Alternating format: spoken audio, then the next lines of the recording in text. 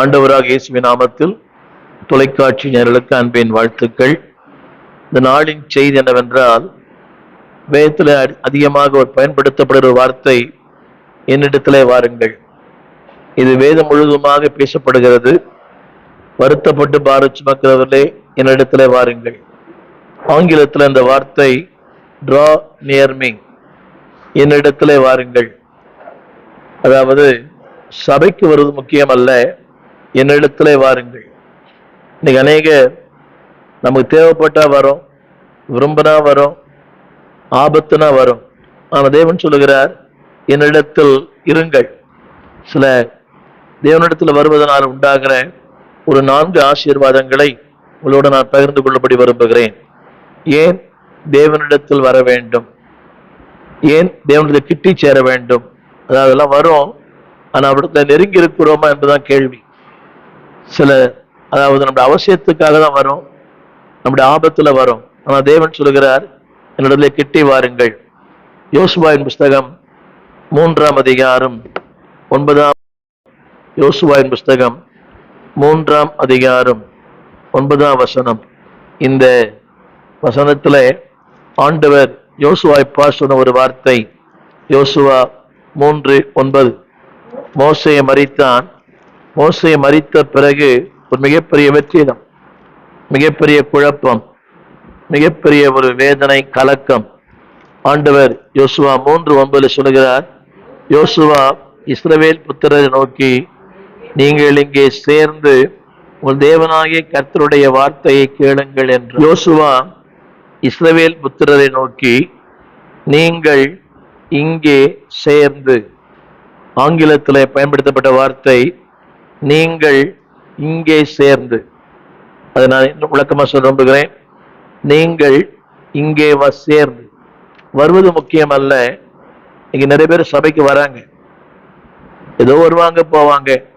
ஆனா வார்த்தையோடு சேர்ந்து, ஊழியனோடு சேர்ந்து, வசனத்தோடு சேர்ந்து, அதுல வார்த்தை அதுல சொல்லப்பட்டிருக்கு, இங்கே சேர்ந்து உங்கள் தேவனாகிய கர்த்தருடைய வார்த்தையை கேட்போம்.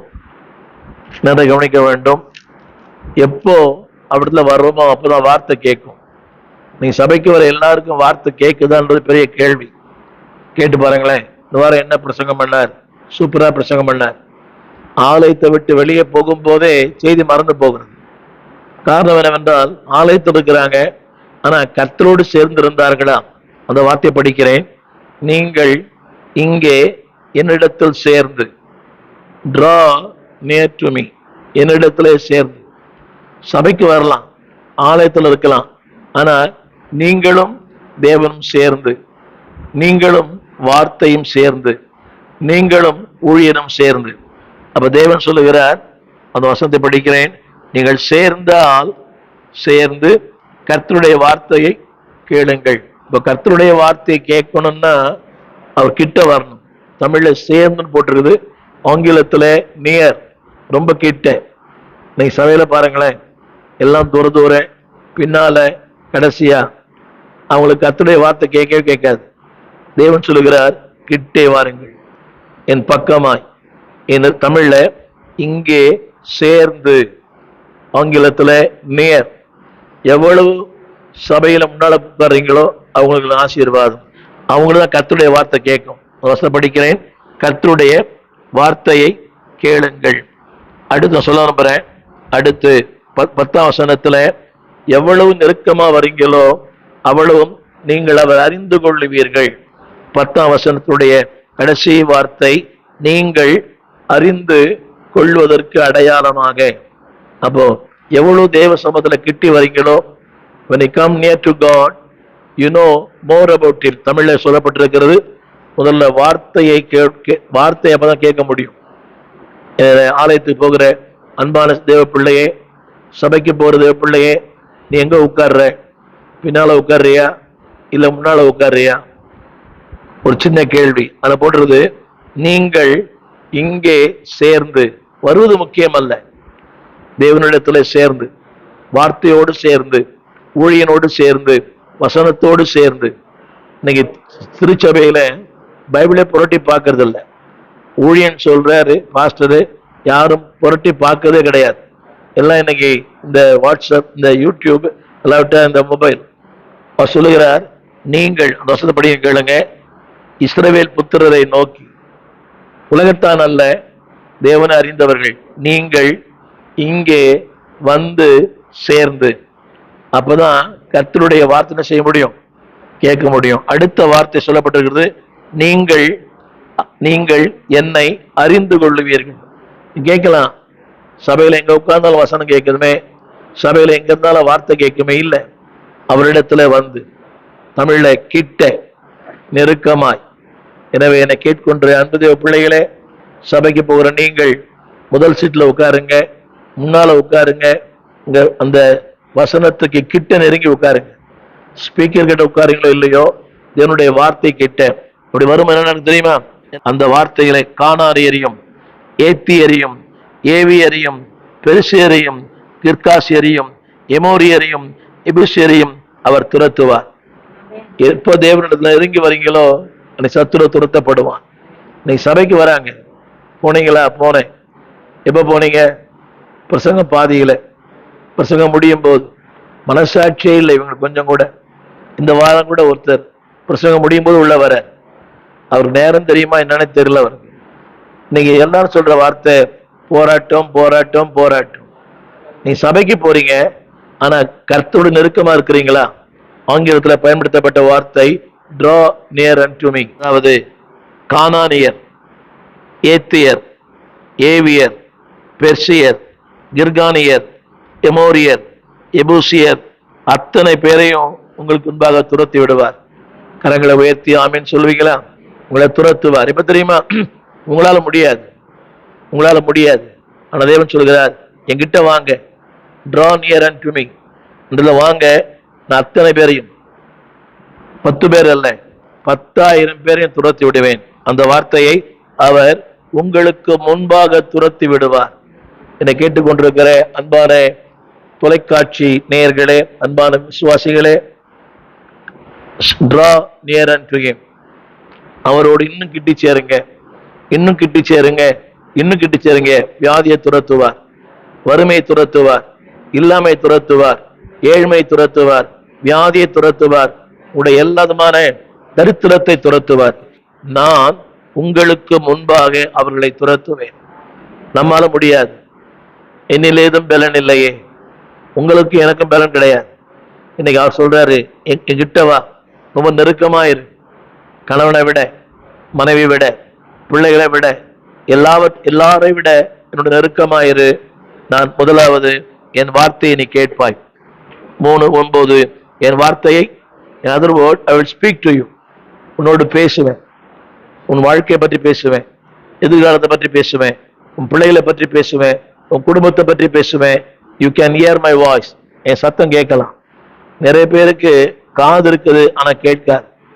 ஆனா தேவன் சொல்கிறார், நீ கிட்ட வரும்போது, எனக்கு ரொம்ப பக்கத்தில் இருக்கும் போது, நான் சொல்லுவது அவருக்கு பக்கத்தில்னா எழுத்தும்படி மட்டுமல்ல, ஆவியில, அவருடைய இதயத்துக்கு பக்கத்துல, அவருக்கு ரொம்ப நெருக்கமா, அவருடைய இதயத்துக்குள்ள இருந்தீங்கன்னா தேவன் சொல்றார், நான் உன்னோடு பேசுவேன், என் வார்த்தையை நீங்கள் கேட்பீர்கள்.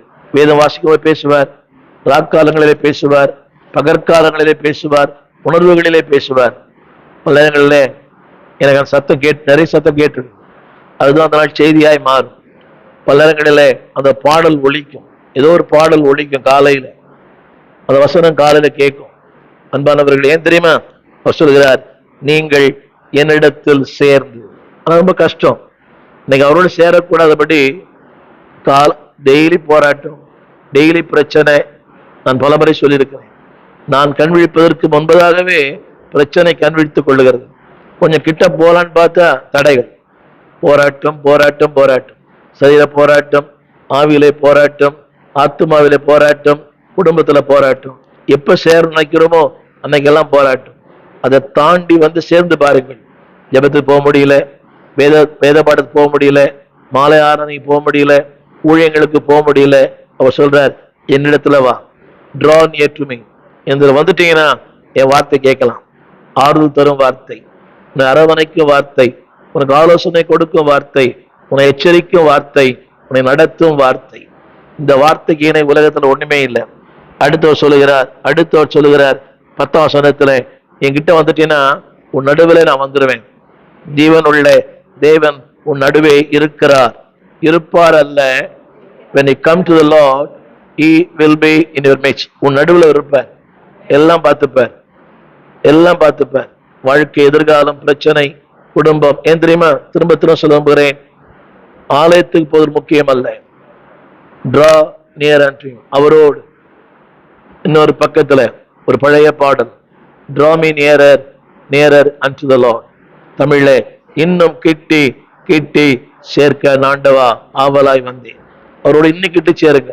நிறைய பாடுகள் உண்டு, எல்லாருக்கும் உண்டு. பாருங்க, இந்த ஒளிப்பதிவு பண்றதுக்கு முன்னால எவ்வளவு பாடு. இந்த பதிவு செய்யும் போது எத்தனையோ பாடு. அல்ல சார்ஜ் இல்லை, மின்சாரம் இல்லை, அங்கே நிறைய போராட்டங்கள், பாடுகள். இதெல்லாம் தாண்டித்தான் அவங்களோட கர்த்தர் இன்னைக்கு பேசுகிறார். It is not easy. இன்னைக்கு ஒரு பாஸ்டர்கிட்ட கேட்டேன், ஏன் செய்தி கேட்பீங்களான்னு. நேரமே இல்லை பாஸ்டர்னாரு. யோசிச்சு பாருங்க. இன்னொரு சொன்ன, டைம் கிடைச்சா பார்ப்பேன். அதாவது தேவனோடு கூட தேவனுடைய காரியங்கள்ல நெருக்கமா வர ரொம்ப கஷ்டம். உங்க வீட்டுலாம் பிள்ளைகள் இருக்கிறாங்க, வாலிய பையன் இருக்கிறான். அந்த பையன் என்னைக்கார் ஊழியத்தில் நெருக்கமா இருக்கிறானா? ஊழியக்காரன் நெருக்கமா இருக்கிறானா? சொல்லுங்க. தேவனும் நெருக்கமா இருங்க. வாலிப பிள்ளைகள், ஆண் பிள்ளைகள் ஊழியக்காரன் நெருக்கமா இருங்க. ஆசீர்வாதம்.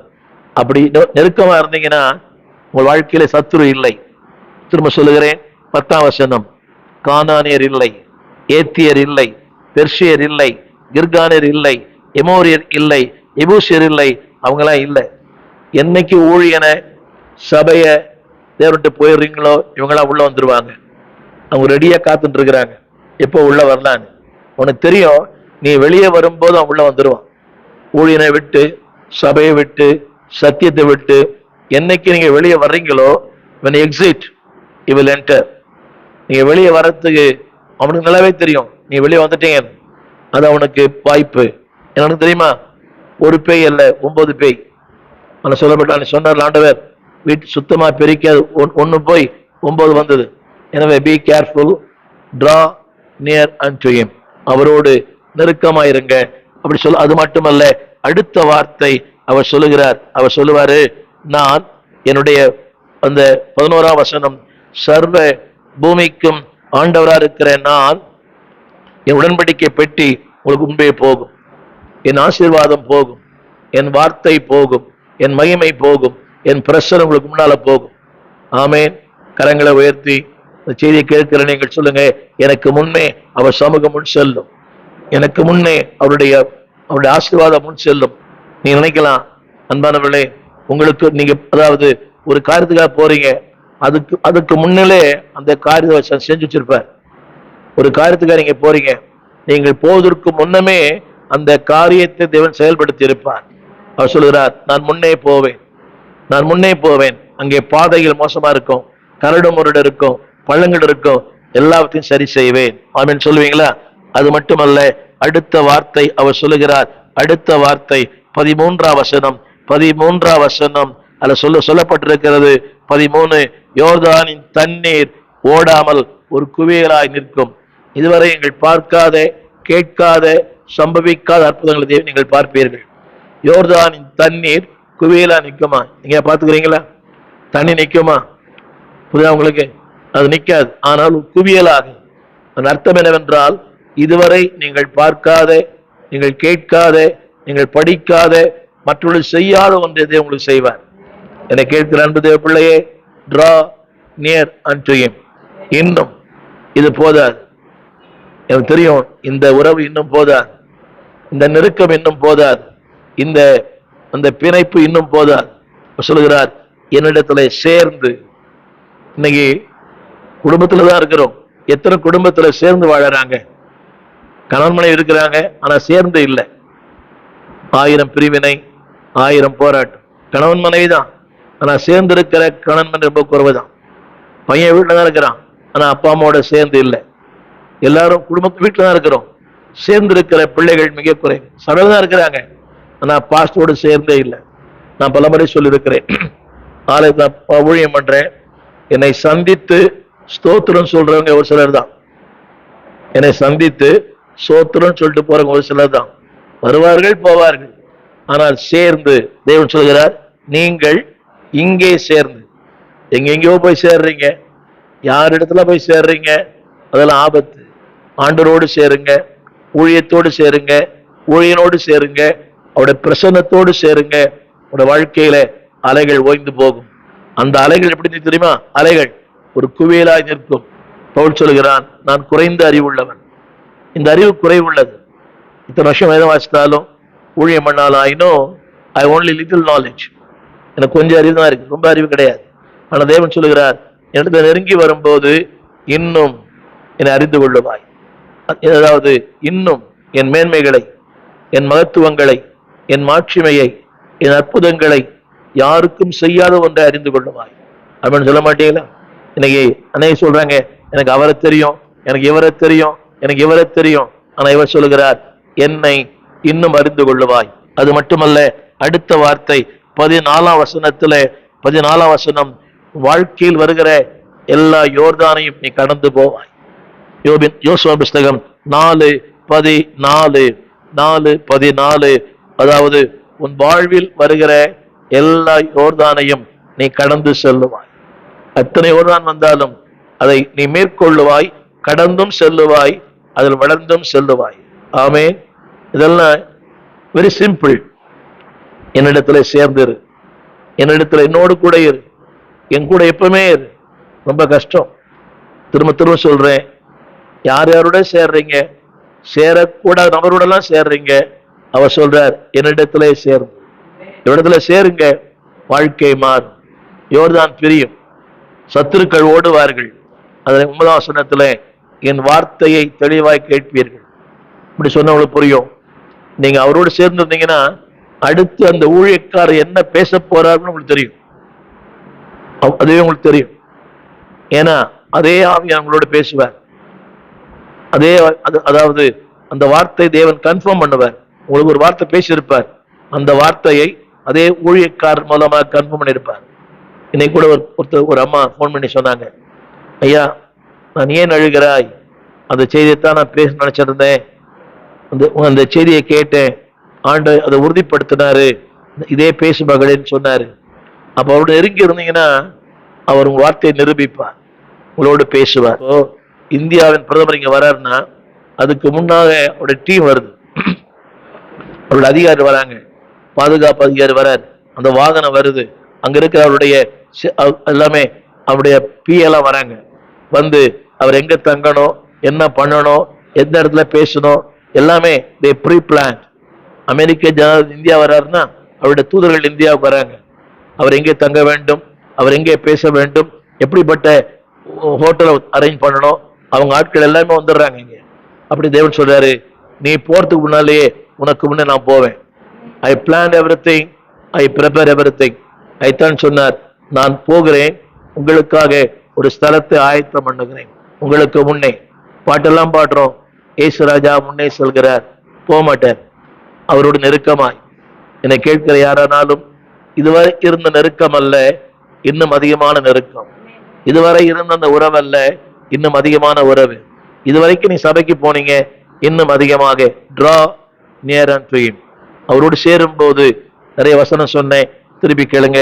2வது குறிப்பு, நெருங்கி வரும்போது அதே யோசுவா புஸ்தகம் 10ஆம் அதிகாரம் 24ஆம் வசனம், எல்லாரும் அழைப்பித்து என்னோடு கூட வந்த யுத்தமனுஷ அதிபரை நோக்கி, நீங்கள் கிட்டே வந்து, அந்த வார்த்தை கிட்டே வந்து, 10:24 5வது வரி, நீங்கள் என் கிட்டே வாருங்கள். அழகான வசனம். இந்த ராஜாக்களுடைய கழுத்துக்களின் மேல் உங்களுடைய கால்களை வைப்பீர்கள். உங்கள் கால்களை அவர்கள் கழுத்துக்கு வைத்தார்கள். படிக்கிறேன், கிட்ட வந்தார்கள், கால்களை ராஜாக்களுடைய கழுத்துக்களை வச்சாங்களாம். அடுத்து அவர்கள் கிட்ட வந்து தங்கள் கால்களை சத்துருக்களின் கழுத்துக்கள் வைத்தார்களாம். சாத்தியமா? என்னிடத்துல கிட்ட வாருங்கள், என்னிடத்துல கிட்ட வாருங்கள். உங்கள் கால்களை யாருடைய கால்கள் மேல்? ஒரு சராசரி மனுஷன் ராஜா கிட்டே போக முடியாது, ராஜா கிட்டே போக முடியாது, ராஜா நெருங்கவே முடியாது, கையே கொடுக்க முடியாது. சாதாரண மந்திரிகிட்ட கை கொடுக்க முடியல. நான் அடிக்கடி வெளிநாடுகளுக்கு போகும்போது இந்த ஏர்போர்ட்ல மக்களை பார்க்கிறேன். சாதாரண நடிகர், அவர் சாதாரண நடிகர். அவரோடு வர கை கொடுக்கறதுக்கு கை உதறி போட்டு போற ஒரு நடிகனோடு கை கொடுக்க முடியல, ஒரு ஒரு மந்திரியோடு கை கொடுக்க முடியல. ஆனா இங்க சொல்றாரு, நீங்க கை அல்ல, உங்கள் அவர்கள் மேல் கால்களை வைப்பீர்கள். ஆளுகை, அரசாட்சி, வெற்றி. அடுத்த வார்த்தை, தங்கள் கால்களை அவர் கழுத்து வைத்தார்கள். வைப்பார்கள் சொல்லல, நீங்க நெருங்கி வாங்க, வைப்பீர்கள். அடுத்த வார்த்தை, தங்கள் கால்களை ராஜாக்களின் கால்களில் வைத்தார்கள். நம்புறீங்களா? தங்கள் கால்களை அவர் கழுத்துக்களின் மேல் வைத்தார். எத்தனை பெரிய மேன்மை! என்னை கேட்டுக்கொண்டிருக்கிற அன்பு பிள்ளை தான் ஆண்டவர் அன்னைக்கு ஆதாம் சொன்னார், அவர் உன் தலையை நசுக்குவார். அதைத்தான் கல்வாரில் அவர் செய்தார், தலையை நசுக்கினார். இன்றைக்கு அவருடைய கிட்ட வரும்போது, அன்பானவர்களே, நீங்கள் கீழே அல்ல மேலாக. திரும்ப திரும்ப என்னை கேட்டுக்கொண்டிருக்கிற யாரானாலும் அடுத்த வாரம் சபையில முன்னாலும் உட்காருங்க, சபையில முன் வரிசையில் உட்காருங்க.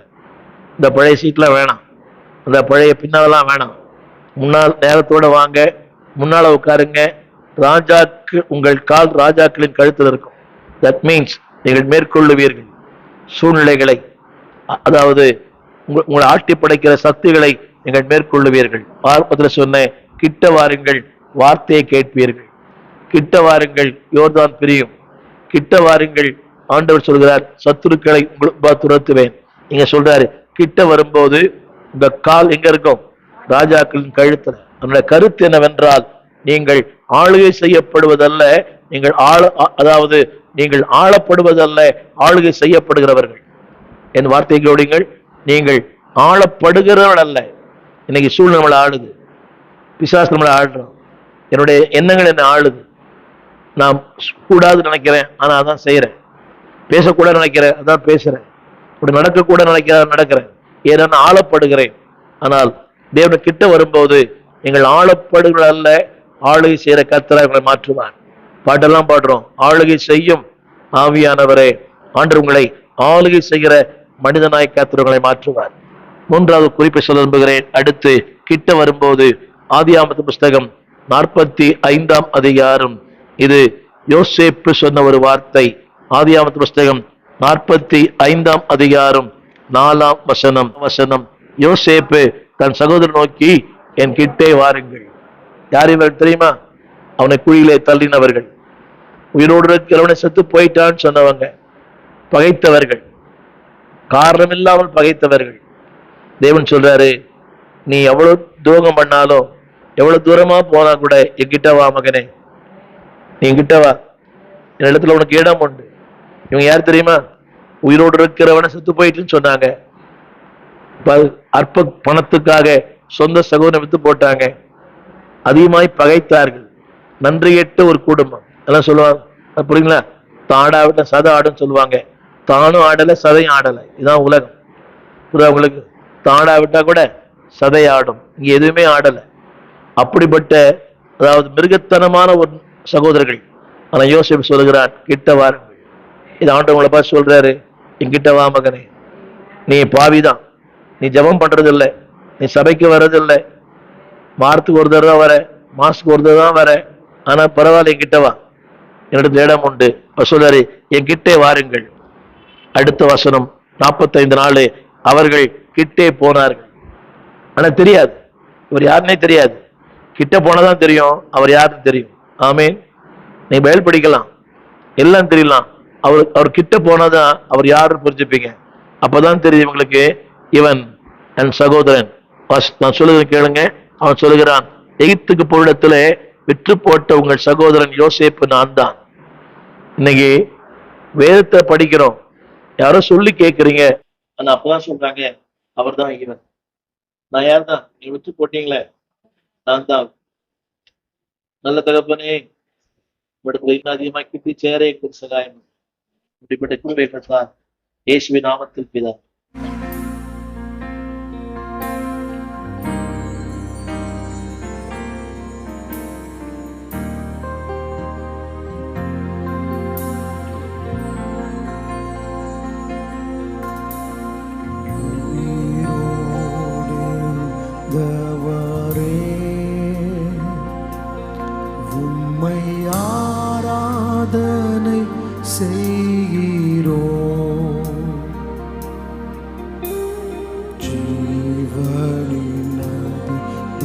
பதியே உம்மை ஆராதனை செய்கிறோம். உயிரோடெழுந்தவரே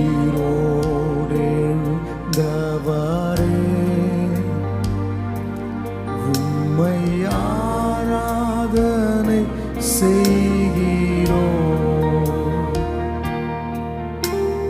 ஜீவனின் அதிபதியே உம்மை ஆராதனை செய்கிறோம். ஹல்லேலூயா ஓசன்னா, ஹல்லேலூயா ஓசன்னா, ஹல்லேலூயா ஓசன்னா, ஹல்லேலூயா ஓசன்னா, ஹல்லேலூயா ஓசன்னா, ஹல்லேலூயா ஓசன்னா, ஹல்லேலூயா ஓசன்னா, ஹல்லேலூயா ஓசன்னா. மரணத்தை ஜெயித்தவரே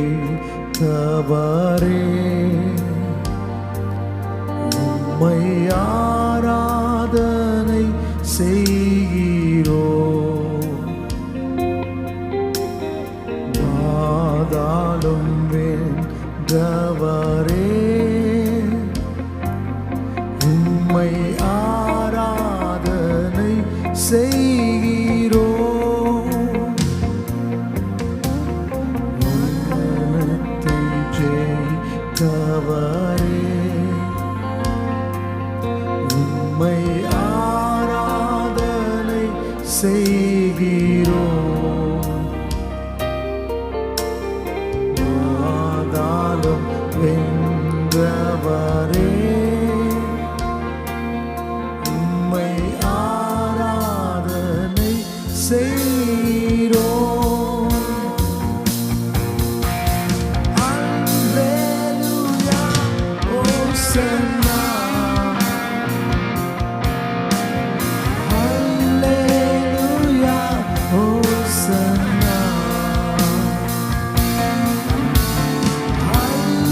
ஹல்லேலூயா ஓசன்னா, ஹல்லேலூயா ஓசன்னா, ஓ ஹல்லேலூயா ஓசன்னா. எங்கள் தேவமே ஹல்லேலூயா ஓசன்னா. உயிரோடு எழுந்தவர் ஹல்லேலூயா ஓசன்னா, ஹல்லேலூயா ஓசன்னா.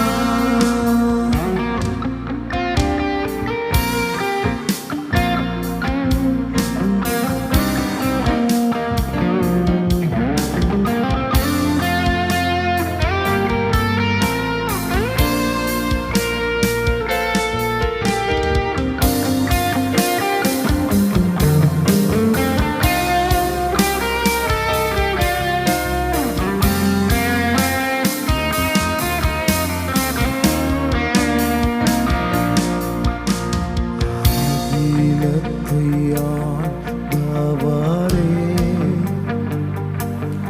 உம்மை ஆராதனை செய்கிறோம். ஆனந்த பாக்கியமே உம்மை ஆராதனை செய்கிறோம். அகிலத்தை ஆள்பவரே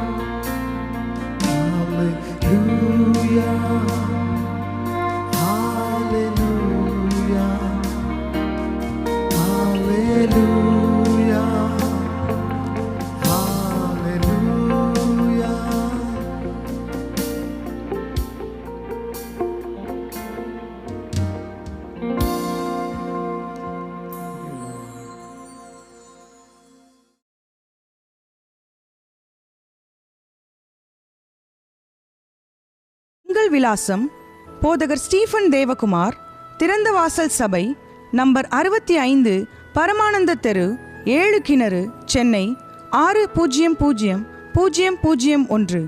தொடர்புக்கு 9841839287. மேலும் 0444183330. எங்கள் மின்னஞ்சல் stephenopendor@gmail.com. எங்கள் தேவ செய்திகளை யூடியூப் சேனலில் பார்த்து பயனடையுங்கள். தேவன் உங்களை ஆசிர்வதிப்பாராக.